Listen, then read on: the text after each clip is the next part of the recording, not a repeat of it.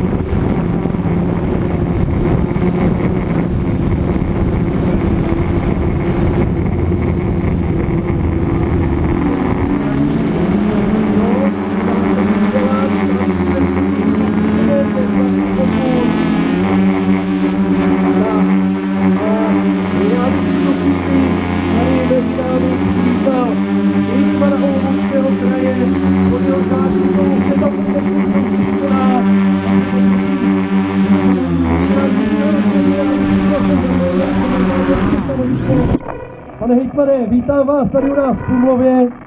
Vidím, také máte sportovní postavu na úvod.